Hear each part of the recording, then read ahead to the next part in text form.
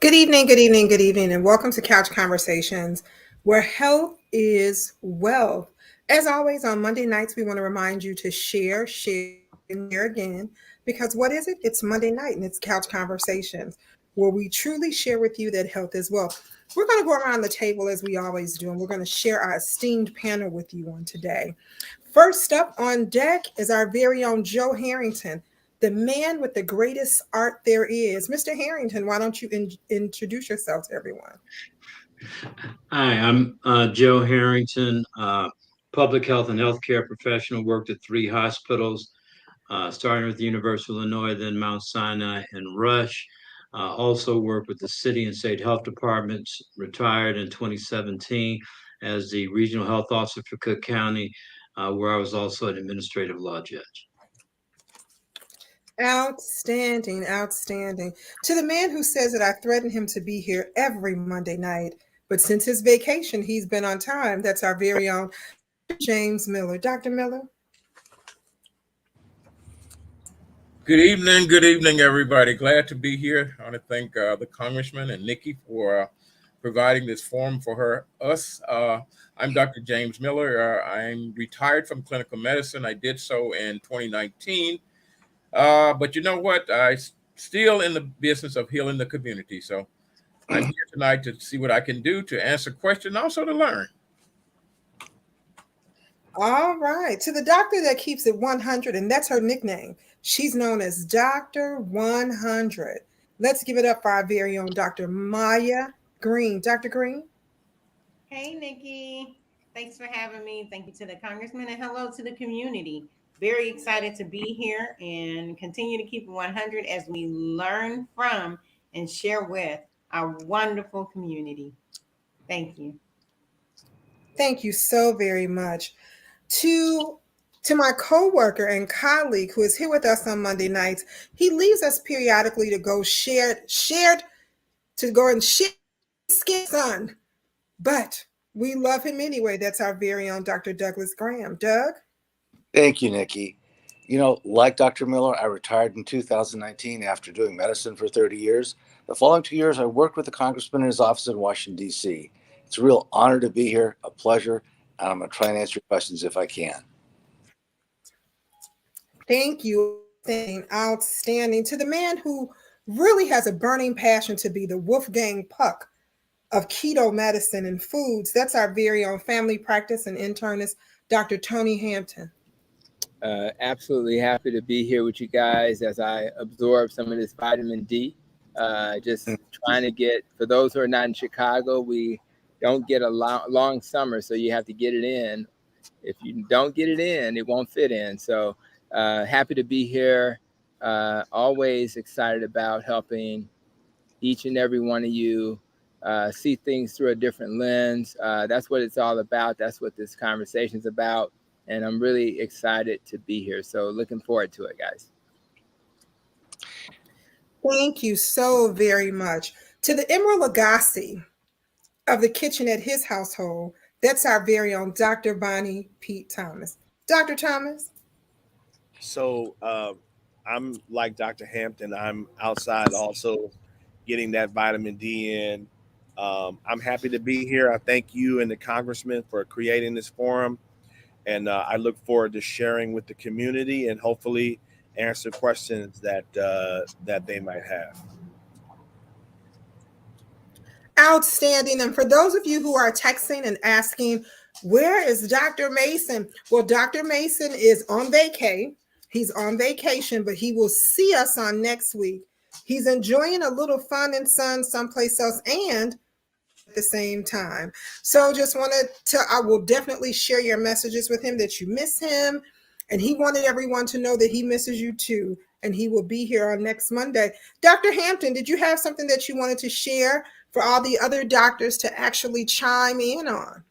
Yeah, thank you for that. I'm always looking at research, and research is what helps us decide how we're going to advise our patients and the community. And a recent study, which I have in my hand, I had a chance to kind of look at it. I'll definitely throw it in the comments once I'm finished. And the study is from the European Society of Cardiology. And the title of the study is Adding Salt to Foods and Hazard of Premature Mortality. So in other words, if you're adding salt to your food, does that increase your risk of mortality or death? And I think this is an important study because it allows us to understand when a clinician looks at a study, he should not look at headlines. He should look at how the study was done. He should look at who the study was on, and those things will provide context. So when I look at this study, the aim of the study was to analyze rather, of course, salt's going to harm us when we add it to our diet. Now, what's interesting about this study is that when I go to maybe the third page and it talks about materials and methods, right? So I kind of left the abstract. I don't even want to look at the abstract. I want to look inside the study and understand what they're saying.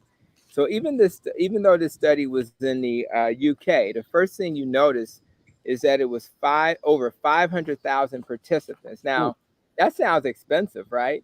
Well, it's not really expensive because it's really more data mining. So what they did is they took data and they found, 500 or so thousand participants. So anybody who understands research would say that's a nice number. And part of good research is to have a lot of participants. You don't want to have 3 people in the study and then tell the population to do what these 3 people did, So number one, the number of participants is a good thing. So that's a good thing. Now, when you go to what the questions were asked of these participants, they said, do you salt your foods? And it was, rarely, sometimes, usually, always, or I prefer not to answer. And then they asked another question, have you made any major changes in your diet in the last 5 years through the questionnaire at baseline? So the first thing you need to understand when they're asking questions, it's almost like a food frequency questionnaire on live stream. So that's stepdad walking in, just saying hi. So the thing is, when you are thinking about a study where there's a food frequency questionnaire, that's not really real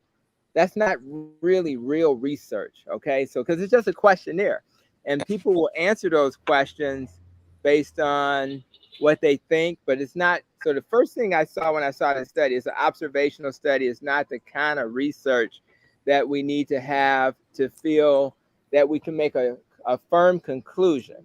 So that's number one. Number two, the good news is that they did take urine samples from these participants. And when they took those samples, they measured their sodium, which is salt, and their potassium. So that's a good thing because now you have something tangible. So let's talk about the big picture of this study. When I'm looking at it, I think about the DASH diet, right? And the DASH diet is another study that many of us follow because it's supposed to be good for your heart. And what they'll say in the DASH diet is that you're supposed to consume less than 2,300 milligrams of sodium and maybe 1,500 if you're at risk. Maybe you have hypertension or something like that. So, but what they found in the DASH diet is that it wasn't the salt restriction that mattered the most. It was actually people who actually had high potassium. In other words, if you have high potassium, not abnormally high, but if you have an adequate amount of potassium and it's not low, that's more protective than the salt, which is very interesting. So it's very interesting because the doctors, we don't talk about this, right? So generally, and another thing, so that's one thing I want you to keep in mind because this study showed similar results. Now, having said that, another thing you have to think about with these studies is the people in the studies who tended to have high salt and low potassium were the ones who seemed to be harmed.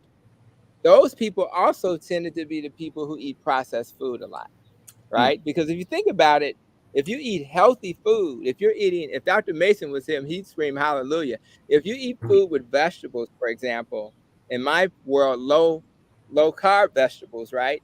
Then you're going to get your potassium.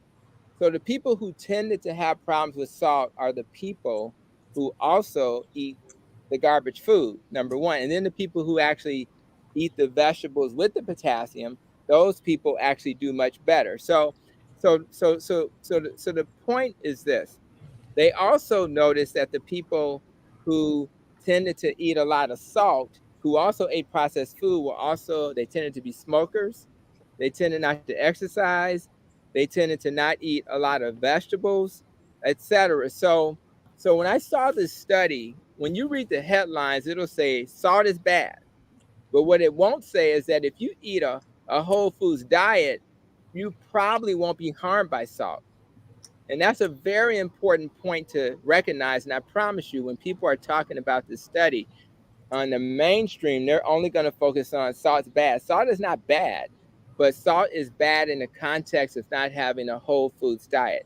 That does not mean that if you're a diabetic or have congestive heart failure, you leave this conversation adding salt to your food. No, in those circumstances, you do need to show some restraint and caution.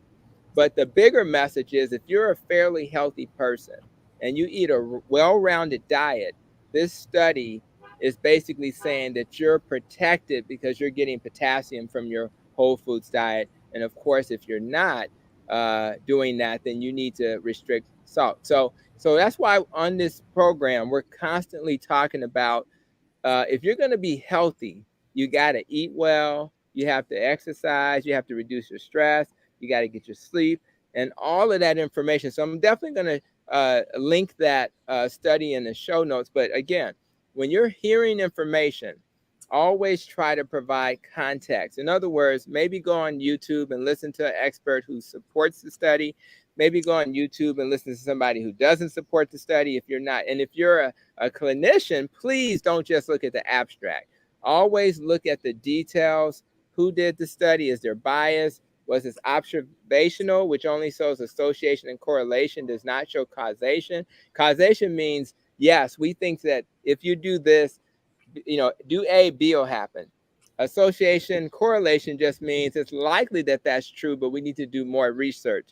This study is basically saying we need to do more research. It does not in any way make firm conclusions based on a survey that was sent to people, which is not hard science. So I think that's really important. I want to put that in front of my colleagues and allow them to maybe make some comments about this topic. So I'll pause and let my colleagues chime in if they have any thoughts. Let me ask you a question. I've always been, for many years, afraid of salt. I'm saying, and I like salt. As a matter of fact, we had breakfast this morning and they brought out all the food. The food was there. And I think the woman who was responsible for it, Alderman Emma Mitz, but then they didn't bring any salt and pepper. I mean, they had eggs and whatever. And I asked for pepper. So they brought pepper. Then I asked where was the salt. And they said they didn't have any. And they never did bring any. And so I said, thank you, Emma Mitz, because they made sure that we couldn't put any salt on those grits and eggs that we had.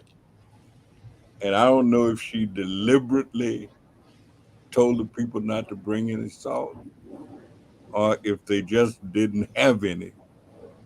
But I felt pretty good in terms of managing to get through some eggs and grits without any additional salt. So I don't know if it was deliberate or if she was just that astute in terms of saying, I'm not going to have my colleagues, but salt scares me to death. So I'm glad to hear that report because I don't know if it's going to allow me. I'm just afraid of salt. that it will run your blood pressure up. That's what I've always been told. I'm a type 2 diabetic. I take medicine to help it. And I thank you for sharing that information because it reinforces for me how deadly and dangerous that salt can be. And if you can figure a way to get it out of your diet or some of it or not add to it, then you're doing yourself a service. So I think it's a great report, and Yeah, I want to read it. yeah. I just want to say, Dr. Hampton, thanks for sharing that. So a few things. One, when I look at new studies that are out, I say to myself, how will this change how I practice? What relevant information does this provide my patient population? And then I look at the rigor of the study, which is what Tony talked about. Looking at, is it observational? Is it randomized controlled trials? But what this study told me, in addition to what Congressman Davis just acknowledged, which is salt can be dangerous, is that if we pay attention to the things that we've already been talking about, which is the whole foods, right? Consuming a green leafy vegetable diet, you're going to increase your potassium, which then helps your blood pressure. And as a result of a high potassium, your sodium level drops. So it's all related to stuff we've already been saying. So this study does not necessarily say that like in the, hey, this is really about less processed foods, more whole foods. Hence your sodium level drops, potassium level goes up. It's a cardioprotective thing. So you're protecting your heart. That's what I took away from it. The other thing is that, life is not so simple, right? So as much as we want to say salt is the bad guy, but so is overconsumption. So is lack of physical activity. So is lack of sleep. So and all those things contribute to someone's blood pressure being bad. Many of my patients will tell me, why do they take my blood pressure immediately when I come up the stairs? Because my heart rate's up. But then I'll say, well, what did you have for breakfast? And then I'll say, well, did you exercise yesterday? So it could be the fact that you ran up the stairs for your appointment, or it could be all those other things that also contribute to your blood pressure not being. So I'm saying, as much as relevant as this article is, we still have a number of things to pay attention to, right? Our physical and mental well-being, exercising, prayer, meditation, sleep, stress, and of course, whole food diet, and quite frankly, put the salt shaker down. We still can't get away from that. Like, the reality is our community has an interesting palate, right?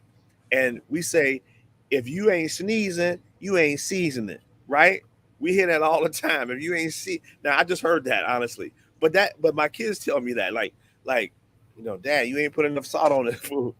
So I think we've got to let go of that thing. We have to let go of that devil right there, that salt shaker, and let go of Hennessy and all the rest of those things that hurt our community. Okay, now that's all I got to say. Yeah, I want to jump in because I think I have probably a unique and historical perspective of this issue.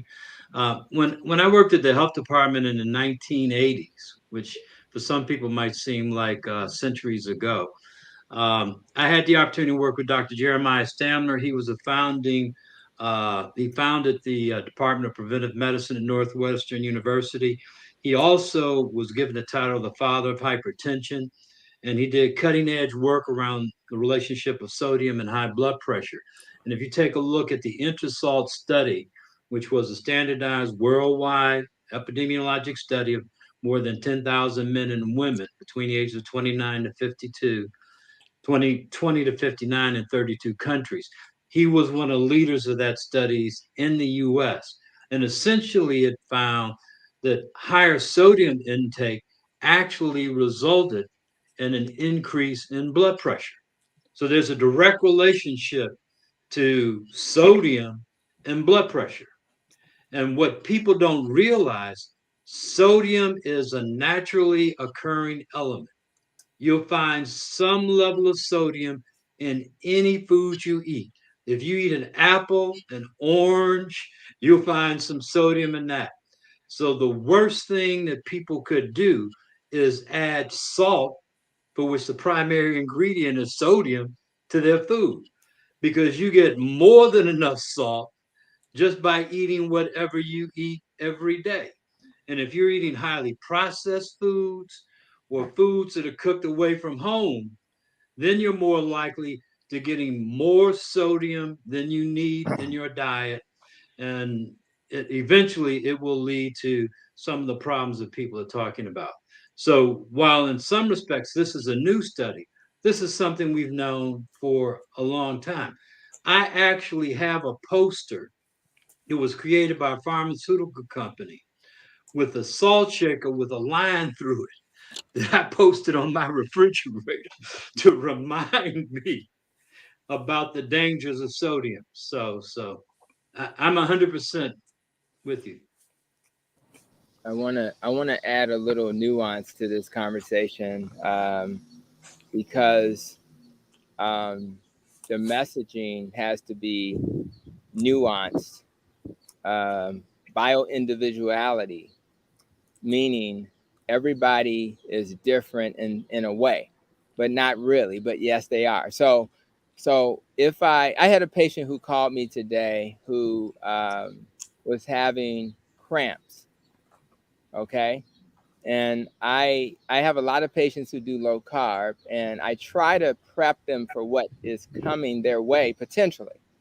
And I already knew that it was likely the dietary change they made that led to the cramps.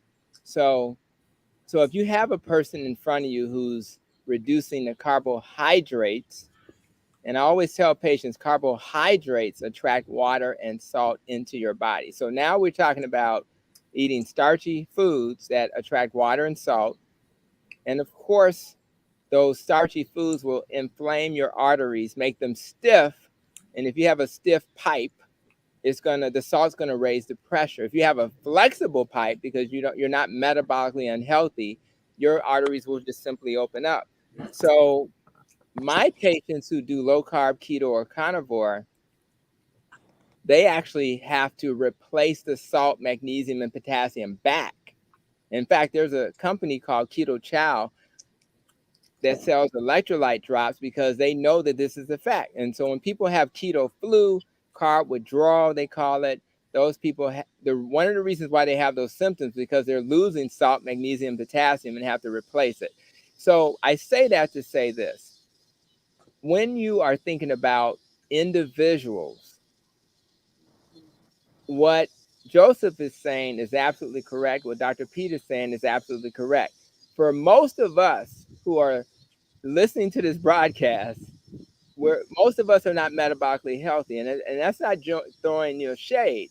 I spoke the last live or the last live before that the new study from Tufts said that only 7% of us are metabolically healthy, right? So if that's true, and that also translates to 2 to 3% of people of color, then you already know that those are people who need to be more cautious about salt, because that suggests they're not metabolically healthy, meaning their blood pressure, their blood sugar, their triglycerides, HDL, or their waist, those things are not normal. So if you take a normal person in America, they need to be concerned about salt. If you take people on a journey where they're reducing carbs, as an example, and or eating a whole foods diet like Dr. Mason would suggest, and they're eating all the potassium and the whole foods they need in that dietary pattern, then those people don't have to be as restrictive. In fact, if you're doing the low carb diet or keto, you have to replace salt. If you don't, you're going to have symptoms. That's why it's nice to have clinicians who work with patients, dietitians, pharmacists who understand a little bit more about the dietary pattern so that we don't lump everybody into the same compartment. What I try to get people to do is to reduce the inflammatory sugars, starches, processed foods, highly refined grains, seed oils. And when they do that, that'll give them a little bit more permission to enjoy the foods that they enjoy. But that's this idea that salt's in everything you eat. Absolutely. If it's in a box, and that's the same for sugar. They put it in everything because it's when you put salt and sugar and fat together, it's like a trifecta. You might as well be at the horse races. Somebody about to, it just feels so good, just like when you win at the horse race. So what we have to do is, again, I have to be careful when we share these messages because I don't want anybody who is doing something different and they're healthy to kind of get nervous. But I do want people who are not on their health journey yet, and that's what we're trying to encourage, to understand that they have to start restricting. The beautiful thing about getting your lifestyle in order is that you then have permission to maybe enjoy your foods better than you previously had. So instead of spending a life of restriction, it actually opens you up to being able to eat some of the foods that you need. Salt is an essential mineral. It's not like the evil. It's just like your cholesterol is essential to your arteries. So we have to be careful not to overdo things. But you didn't know that when you were eating processed food, that was leading to that. You didn't know that when you were eating too many carbs, that was leading to that. And so when you fix those things, you're able to have more metabolic flexibility, and you're able to do things. So I agree with my colleagues. We've known bits and pieces of this already. I just want to make sure you understand that the diet that your doctor recommends, the DASH diet, is more about potassium than it is about salt. So if you can fix the potassium, meaning you have to eat real foods, then down the road, once you heal, you'll be able to then reintroduce salt gradually back into your diet in a safe way. Yeah, let me clarify what I was saying. And I did get a chance to work with Dr. Elijah Sanders as well when I was at Rush. And he was one of the founders of the International Society of Hypertension in Blacks, which still exists because we have higher levels of hypertension. So there's a whole society focused on African Americans and blood pressure. But what we're talking about is what they refer to as added salt or sodium. Mm-hmm. So you need about 1 teaspoon a day, and that's table salt.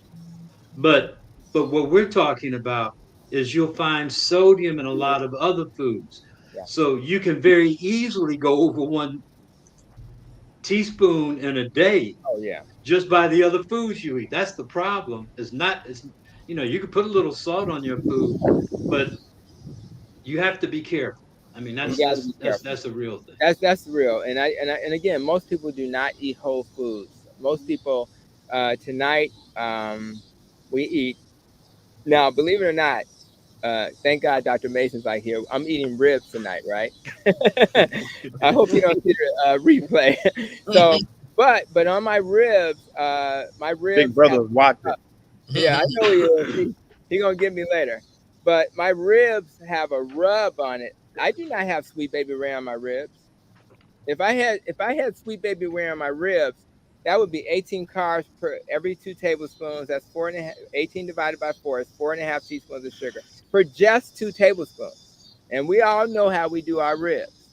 So, but the rub has literally a little salt, but it's mostly paprika, garlic powder, onion powder, a little, pepper.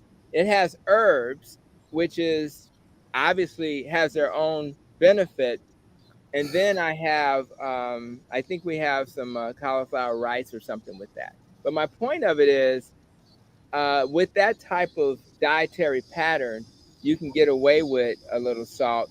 But if you're eating processed food, as Joseph has suggested, and you're buying processed food, you're going to be in trouble. And I just think that for most people listening, they need to be cautious. Now, in the world I live in the low-carb keto world, it's not an issue because the folk in that world who have adopted that dietary pattern, they're metabolically healthy. So they literally have to add salt back or they're going to not feel well. So it's really But then how many dietary patterns do that? Not many. So I just think that that's just something to keep in mind. Yeah. So if I can just add one little thing here is that as we're talking about the food choices, that plays a lot into the sodium amount that we take in. Obviously, as it's already been stated, if we're eating more vegetables and less meat and those kinds of things, less processed food, those choices will automatically decrease the amount of sodium that we take in.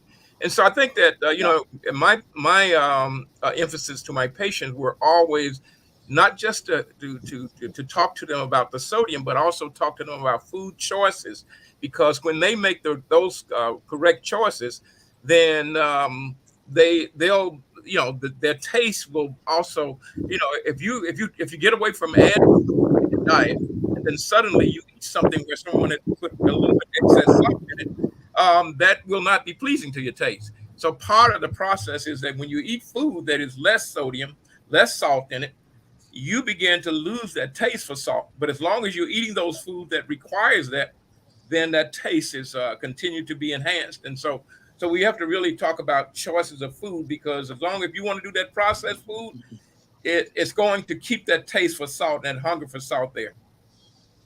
Can I just Joe, say let me ask you. Yeah, go ahead, Doc. Congressman. You mentioned Dr. Stamler. Who was the black physician at that time also who was a heavyweight? I can't think of his name. Sanders, Dr. Sanders. Actually, it was Elijah Sanders. Mm-hmm. Yeah. Elijah Sanders. Yeah. Right. Yeah, I remember working with Dr. Stamler over at Northwestern, but I knew that there were some black researchers and scientists doing the same kind of work, not as extensive, because Northwestern is Northwestern, and even then, Northwestern was Northwestern. We have a few comments on the side. We absolutely do. Dr. Pastor Ira Ackery, I almost called him Dr. Ira Ackery, but Pastor Ira Ackery says, "Good evening, my friends." Good evening to his friends who are here with us on today. He's saying good evening to who are here. Nellie Purnell says good evening to everyone just as well. Alfred Charlie says, excellent information. My wife and I have been carnivores, animal-based for 3+ years. We drink a salty water every morning and we are thriving and continuing to enjoy our lifestyle. The Best Peach says, grits really do need salt. Laugh out loud. And then for the 20 people who text me who said, is it sugar or salt on grits? We are not going to get into that debate, because a real grit eater can eat them without salt or sugar. So we ain't going to even get into that. If we get into that debate, I'm gonna have to call Johnny Miller and put him on the line, because real grit eaters don't need anything else along with them. Alpha Charlie also says, Mr. Davis, Dr. Hampton could change your health and vigor. It would be great to see the change. So I think he's trying to steal our congressman from his doctor and send him over to Dr. Hampton. But I love it. Thank you so much, Alpha Charlie. I love Kenya Curry. Miss Curry says, yes, the chefs definitely say that. It ain't sneezing if you ain't seasoning. So if you're not sneezing when you season your food, something is wrong. All right, Miss Curry. Thank you. Thank you so much, Miss Curry. Tutwiler says, so Dr. Hampton, are you suggesting not to be added to food at all? We're going to jump right back at that in a second. But we're going to go back to Alfred Charlie. He says salt is an essential nutrient. If you start eating whole foods, low carbs, make sure that you get your electrolytes. And then he's calling Dr. Hampton the bishop. He says, preach, Dr. Hampton. All right. Miss Perquette is here, and she says, good evening to all just as well. And If a liver scan is a good idea, I'd reserve my type 2, lost some weight, and lipid readings got great. Okay, well, congratulations on all the good test results that you got back. We were likes, come on, people. So he's telling people to eat cleaner and to be healthy. And that's Buck Denzo. That's Buck. So thank you guys so much. I know Maya and Pete, Dr. Thomas was trying to get in to say a few things. And apparently this conversation has Silver a little excited as well, because I don't know if you guys see her jumping up here trying to have something to say, but I keep pushing her down. So it's making her excited too about the salt. We don't eat salt in this house at all. I'm allergic, so we don't eat salt. Definitely wanted to share that with us. Go right ahead, Dr. Maya and Dr. Pete. Yeah, I mean, I'm excited about where this conversation is going, because I think conversations like this help our community as a whole move into wellness, so that and stave off some of those chronic diseases, so that when the next thing comes out, or the next COVID iteration and stuff like that, and they say, oh well, it impacts people with diabetes and high blood pressure, we're keeping our bodies healthy. I mean, A, so we can feel good and be more productive, but B, in case something happens, our tribe is already protected. You know how they say, if you stay ready, you don't have to get ready. And so just kind of moving us into the stay ready mode. So I definitely love that. Also, I want to throw out there 2 to 3 weeks for a soft change in taste buds is what some of my patient sees. Like, well, how long do I have to do this? 2 to 3 weeks. A lot of times day 2, it's something about day 2 of a nutrition change. Some people have a hard time with. I don't. Another doctor can chime in if they know what exactly it is about day 2 and a change in nutrition. Mostly because, so that 2 to 3 weeks, mostly because your taste buds are going to turn over every 2 weeks, and then giving it time for a full on change, and resetting your personal body levels, baroreceptors, things like that. And it usually takes 2 to 3 weeks. It is what I'm saying, because I know the first thing. And then doctors Hampton and all the other doctors here, if you're living, because remember, Chicago is built like Chicago is built intentionally, I think, in a lot of spaces. But say, let me go ahead and be petty, still 100. Woke and petty. See, I stay woke, but sometimes I stay petty. So let me just go say I live in Inglewood and they close the Whole Foods, and not a lot of fresh food is available in that area. What about frozen? Well, what are my options? Yeah. First of all, the nutritional value of food that was frozen is not that different than the fresh. So we always prefer fresh. Then we go to the frozen, and then we may even have to go to the cans, because they have plenty of low sodium options. And it may not be Glory Greens that's going to be low sodium, but you have to choose the low sodium option. So you should have no fear when it comes to using frozen vegetables. And in some ways, it's preferred because you don't want to waste any food. So if it's frozen, it gives you a little bit more flexibility. I always want to remind people also that when it comes to options, a lot of people who enter my space, I'm telling them, well, a banana has 28 carbs divided by 4 is 7 teaspoons of sugar. So maybe that's not the best option for a person who needs potassium, but they're also trying to do low carb. So there are other things that we can consume that have potassium, like, spinach, broccoli, zucchini, cucumbers, things like that. So there are other options. The juices have it, but I tend to avoid juices because they have so much sugar in it. And believe it or not, certain animals, tuna, cod, things like that, trout, those things have potassium as well.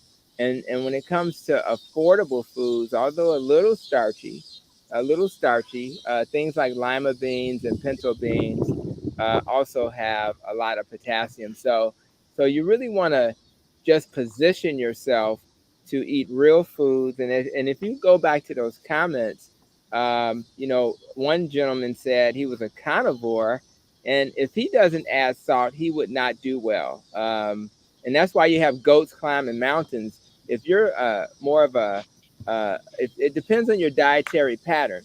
But thankfully, a lot of our patients are in a they have to be more thoughtful because they may have limited resources, and maybe all I can afford are things that are in boxes that are cheap. So if you find yourself, again, if you're not as healthy, you have blood pressure, or you're taking medicines, even if it's controlled, you have diabetes, your triglycerides and HDLs are off, or your belly is too round, those are the people who should probably uh, cut down on salt. One of the questions said, how much salt can I have salt at all? Well, the American Heart Association, again, says somewhere, you know, under 2,300 or 1,500, depending on you. So you can have salt, but it's not a lot of, I mean, it's still not a lot of salt, you know, and a lot of times people don't realize that a teaspoon of salt is a ton of salt to your body. Right. And so you have to be really careful about that. If you know, when should you get a liver scan was one of the questions from Buck. And the answer is, if you had a fatty liver and you made dietary changes and you're curious if your liver has gotten rid of that fat, you want to give yourself, I tell patients, give yourself a good year at least. And if you haven't really been knocking it out the park, give yourself a little bit more time. But I'll be honest, you get rid of that fat in your liver fairly quickly if you reduce the starch and sugar, because your body will automatically start burning fat for fuel. And your body is very smart, and it always burns fat from the vital organs first. So before you lose that sub-Q fat under your skin, it's going to burn the fat in your liver. And why do you care about that? Well, you don't want to have a fatty liver because it increases your risk for cirrhosis. It increases your risk for liver cancer, and you don't want that. So it's really a very simple solution to help you achieve your goals. So it's so amazing when you think about all the things that we're talking about.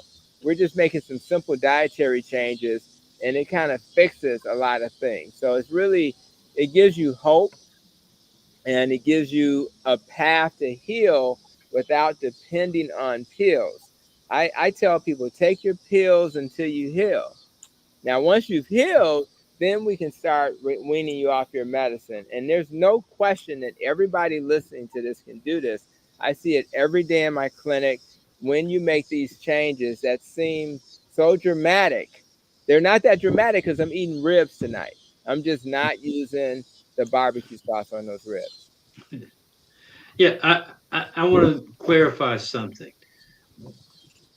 What we're talking about is sodium more so than salt. Salt is primarily made up of sodium, but sodium is the real culprit, and how much sodium you get in your body is the real issue. And relative to that, sodium is a naturally occurring element. You'll find it in most foods. It's used as a flavoring. When we talk about salt, we're really talking about flavoring food, giving added flavor to food, not sodium in a sense. The other thing is that people don't think about or realize it's also a preservative. And that's what allows some foods to have a longer shelf life. So you'll see food in a box may have a higher degree of sodium. It's not as much in there for flavoring as it is so they can keep it on the shelf for a long time. So we need to distinguish this issue of salt from sodium. I think the real culprit is the sodium in the salt, and that's what we're talking about, and not just salt per se. Because if we're talking about salt, we're talking about something that people add to their food to give it additional flavor, but it's really mostly sodium. And so you put the two together, and that's what creates a problem. Outstanding, Joe. Outstanding statement. You know, Pastor Ackery says, man, this information on salt is empowering. He also says, wow. So I think he's going in over there. And then he actually shared with us just as well that he and Dr. Hampton grew up together. Now, Dr. Hampton is good for saying that he's over 50, when Pastor Ackery tells us he's just 40. So I don't know about that. I'm going to have to keep looking into that one. You know, Sam has a good point. Sam says, we are here providing great, he says, we are here providing great information. But the problem is the rest of the follow through. So, Sam, I think that's great. When you ask that question, what do we follow through? How do we talk about that? And I think Mr. Harrington kind of hit on some of that for you. And I know that the doctors will definitely come back and share some information with that for you as well. Miss Evans says, can we dispel the myth of Himalayan and sea salt? Some people think it's better. Is it? Yes and no. It's still salt, right? It's almost like people come to me and say, well, I'm just using honey, doctor. I'm not using sugar. And is honey better than sugar? Yes, but no. It's like, of course it's better. It's natural.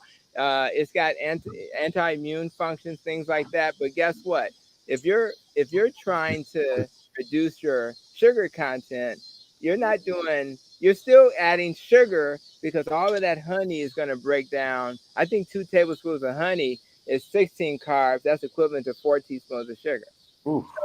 So when it comes to Himalayan salt, sea salt, those salts are better because they have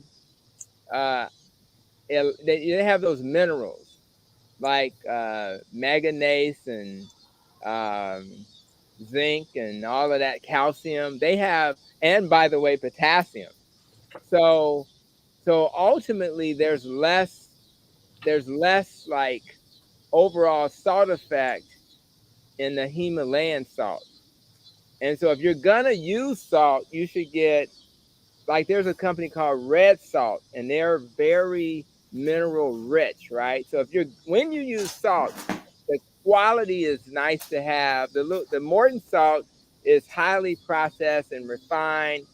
The minerals are just depleted. That's not really the best source of salt. So when you say to yourself, I'm working towards my goals, I'm more metabolically healthy, my blood pressure is better, I'm doing better, and now it's safe to have some salt, you want to move towards the red salt, which is a version of it's almost like a Himalayan salt. It has minerals. So the answer to your question is that salt's going to hurt you regardless if it's salt and you have issues and you're at risk. But if you're going to use salt, you better use some salt with minerals in it. And that way, but in terms of like your blood pressure is still going to go up if you're metabolically unhealthy. But thankfully, again, if you make these dietary changes that we're talking about, where you're reducing the starch and sugar, when you're being asked to add salt so that you won't get those keto flus and carb withdrawals, target those companies like Redmond salt that can actually give you some minerals with it. And that way it won't have any, the kind of effects that you worry about.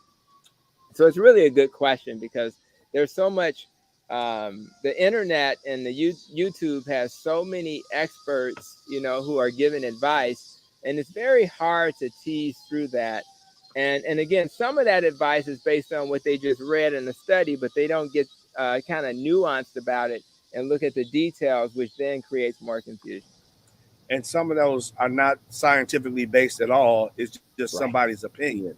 So, and it's hard to, I would imagine, to distinguish people that might sound credible, but they're just really giving they're just pontificating their own sort of philosophy. So when you do this for a living, we're responsible for giving you information that is scientifically evidence-based medicine. And so I can tell you what my personal opinion is, but separate that from what the science says. Yeah. But is sea salt better? Again, any salt that is less processed, Himalayan or sea salt, I think are better. So if you're gonna consume salt, and you having the context of this entire discussion, it's better to move in that direction. Shout out to the Morton girl, who's been on our counters for years, right? But that's highly processed salt, and that type of salt is less helpful than the salt and most of the people, I bet you my carnivore friend who made comments, I doubt that he has Morton on his shelf. I doubt it. because he's been through this education where he's heard from thought leaders who are in this space that is, you want to have a quality salt. So that's the only thing I would recommend when you buy salt.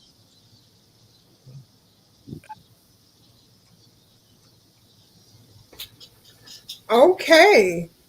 Outstanding. Thank you so much. Miss Curry says you don't have to use as much Himalayan or sea salt as you do with regular salt. She was sharing that. Miss Tutwiler says,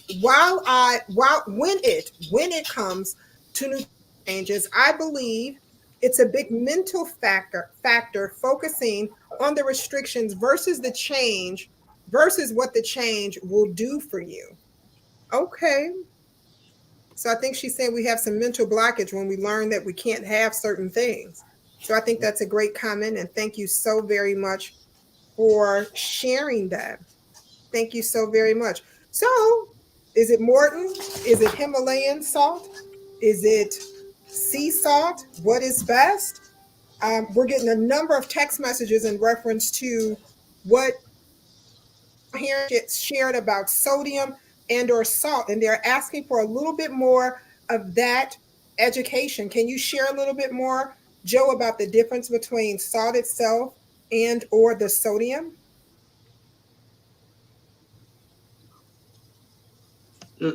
Salt really is sodium. I mean, that's the primary ingredient of salt, sodium.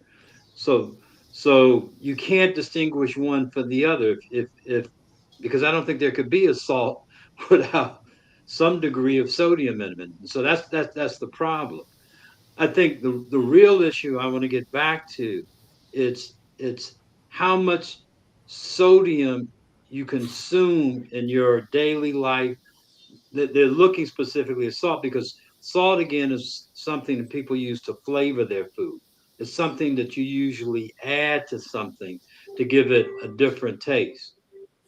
Sodium, like I say, is naturally occurring. You'll find sodium in fruits. So there'll be trace amounts of sodium in fruits. So sodium is a naturally occurring element, and you'll find it in a lot of the foods that we eat, as opposed to salt, which really is more flavoring. And I don't know if that explains it, but we use salt because you put it in a bottle and you shake it, or you get it in a box and you shake it onto your food. So that's what we're talking about, table salt, salt that you buy and salt that you add to your food, as opposed to what's naturally occurring in the foods you eat.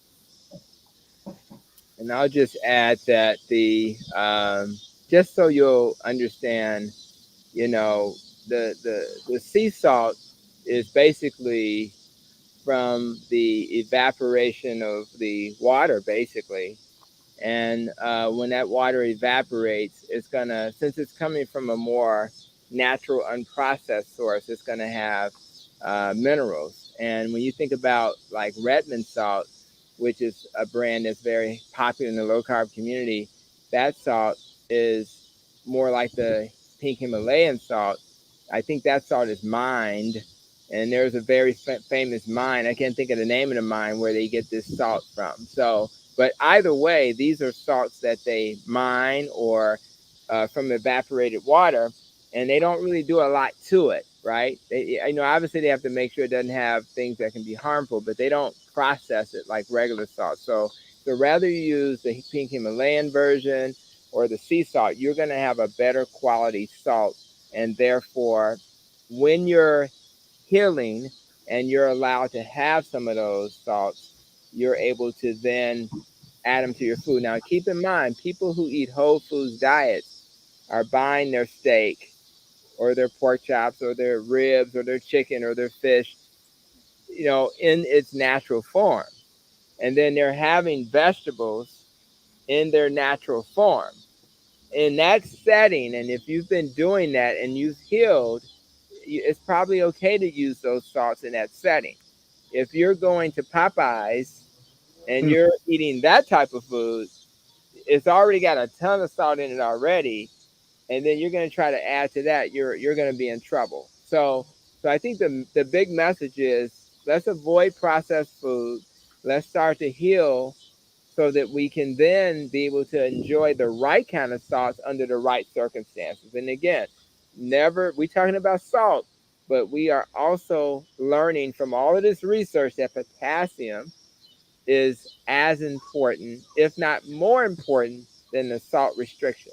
So make sure you're eating foods that have high potassium in it so that you can then protect yourself from the negative effects of a high blood pressure.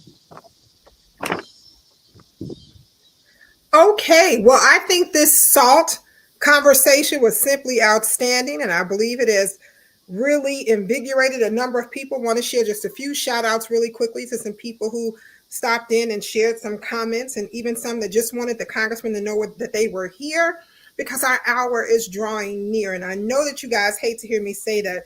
So we want to say hello to Carrie Steele, who says hello to everyone. To Howard Brookings, both father and son. I saw both of your messages here. So I want him to know that you both are here. To Audrey Jaycox that's here. To Alderman Pat Dowd that's here. To Pastor Wiley that says he's got to look into a different salt. To Alderman Roderick Sawyer that is here just as well. So this salt was a hot topic. It was a hot topic. And that lets us know that people are paying attention to their palate and they want to eat clean food. So we want to thank you so well. To one of Dr. James Miller's patients who wanted to stay anonymous, he said, my doctor told me about salt a long time ago. And I thank him so very much. I think he saved my life because my blood pressure went down when I let salt and sodium go. I began to look at and read about everything I put in my mouth. And I am here pastoring my church today because I became more aware of what I was consuming. So he wanted me to share that with you just as well, Dr. Miller. So thank you guys so very much. As always, we're going to go around the table and we're going to share our until next Mondays. Well, Dr. Mason sent his until next Monday. And his until next Monday is, I will see you all next Monday. So that's what he wanted me to share with you, that he says he will see you all next Monday. He's watching. Dr. Maya Green had to jump off because she had an emergency. However, she wanted to share her word of the evening is to stay ready so we don't have to get ready. And she'll see you on next Monday. Dr. Douglas Graham, what's your until next Monday? So I'm going to say what I said before. I say check the labels, especially on soups, on processed meats, and on TV dinners. And you'll be surprised how much salt is in those foods. And the manufacturers have taken this seriously because now you can find some low salt or lower salt processed foods. So check the labels before you put it in your cart. Absolutely. One of the pastors kind of sent a text message and said lunch meat is the devil and he loves hog head cheese, but had to leave it alone. So I thought I would share that one just as well. Joe Harrington, your until next Monday. It's a simple statement. I've heard it many times, and I think it applies to everything we're saying. Everything in moderation. Let that be the guide. I mean, you can do just about anything you want, but you can't overdo everything or anything. Everything in moderation. Okay, all right. Dr. Miller, your until next Monday. I'll just say that preparation and information used appropriately will save your life. So what we're trying to say in terms of your diet, about sodium and salt, it's important for you to understand the negative effect of sodium, which is in the salt. And I think that's the big thing that we're talking about. And as we talk about different kinds of salt, some may have more sodium than others. Some may have additional nutriments in addition to the sodium that makes them a better quality. So make certain that you use this information so that you can protect yourself and have good health. Outstanding. Well, Dr. Miller, I have to share this one with you, and I know we weren't going to take any more questions, but I got to share this one.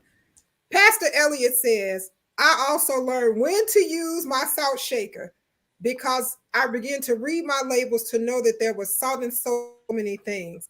However, is liver cheese okay? No. It's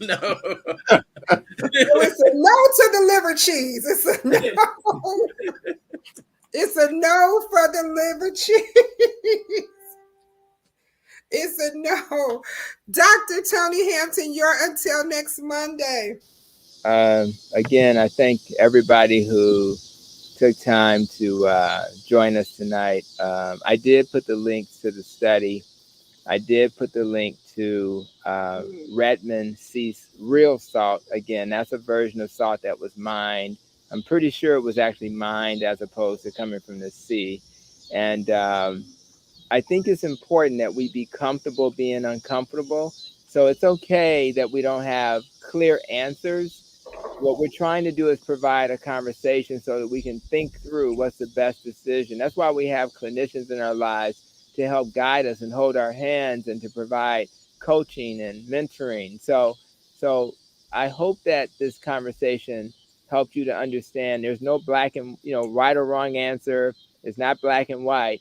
But the main thing that you should have learned tonight is that, yes, if I eat processed foods, I am not going to be able to consume a lot of salt because it's going to be a double whammy.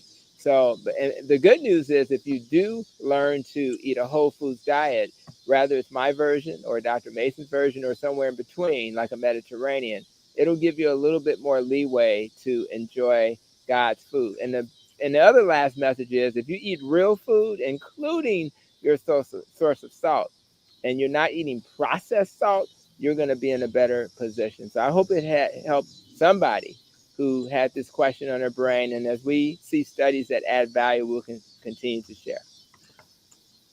Thank you so very much. I think we've helped a lot of people because people are asking, can they continue this conversation? And they're sending their foods that they're concerned about. But know that liver cheese is not on the list. Want to make sure I share that once again. Liver cheese is not on the list. Want to share just a few announcements with you really quickly. Want to invite everyone here to Congressman Davis's back to school parade, picnic, and World Health Day and Youth Festival. I believe this is the 43rd year that the congressman will be putting on this great festival that we do every year in August in Columbus Park. All are invited. We want to make sure people are there and that you come and receive the great resources that we have there. There are tons of resources that will be there in Columbus Park for you. On Saturday, August 20th, we take that great trip, that parade down Central into the park. And in the park, we have great resources there for you. All the healthcare resources that you could possibly want to have, from vaccines, getting ready to go back to school, to even book bag giveaways and all of those great things. Remember, we have free food. It will not be liver cheese. So stop sending me that message about liver cheese. It will not be liver cheese.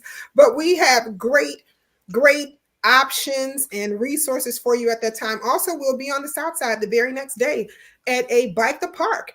And we cannot forget that the congressman also has a great basketball tournament that will be going on Saturday evening, an all-star basketball tournament. So there's so many great things that we do have going on, and want to make sure that everyone is aware and you can come out and enjoy these outdoor festivities and be happy and healthy.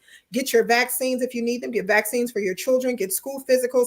Let everybody be ready to go back to school in a timely fashion and healthy. Remember that we are still in a pandemic. So if you are not in a place where you feel that you have a herd immunity, please make sure that you wear your mask and social distance. And remember, monkeypox is on the rise. So we had a whole conversation about that a couple weeks ago. And we do have that information for you just as well. And as always, the congressman is going to take us home with his Until Next Mondays. Congressman Davis? Well, I had such a great time this weekend. Alderman Emma Mitz and the Healing Temple Church of God in Christ had just a wonderful outdoor activity. I had sworn off walking, but I ended up walking from the 4900 block on Chicago Avenue to the 5600 block down to Central, and then down in front of Christ Tabernacle Church before I caught a ride back to where I'd left my car. And after walking, I said to myself that I didn't feel no ways tired. that that we've come too far from where we started from. I don't believe that he brought us this far to leave us now. The discussion has been so invigorating. I'm reminded of something my kindergarten teacher told us when I was a kid, and that is that education is something that you do and not just something that you know. That information is good to have, and you can have all the information, but that information becomes valuable and useful when you do it. Knowing it is one thing, doing it is another. And the real thing about health is that health is so individualized. That is, each individual decides, no matter what the physician says, no matter what the researchers say, no matter what the scientists say, it's really left up to the individual to make use of that information. And so the information that we have received this evening is invaluable. Oh my goodness. How great it would be and how great it will be as individuals make use. Change is tough. I never suggest that change is an easy thing to bring about or to do. Some people drive a car a certain way and you try to teach them to drive a different way. they just keep doing it. Some people talk all the time and they talk a lot of unnecessary stuff and they take up a lot of other people's time and they just do that. That's just so change is not easy. It really isn't. But it is possible. And when we make use of the information, a little knowledge is a dangerous thing. And we are learning so much. And it is so meaningful. Make use of all these outdoor things that people are doing. There are events and activities just all over the place. Emma Mitz has her Gospel Fest coming up Saturday, and some of us will be there. And, I don't know anybody who makes use of words the way that Reverend Leroy Elliott does. So, Reverend Elliott, we got to keep hearing your use of those words. So you got to put that head cheese and put that stuff away. and because we want to keep hearing for years and years and years and years and years to come. Another great evening, another great discussion. Thank you all so much.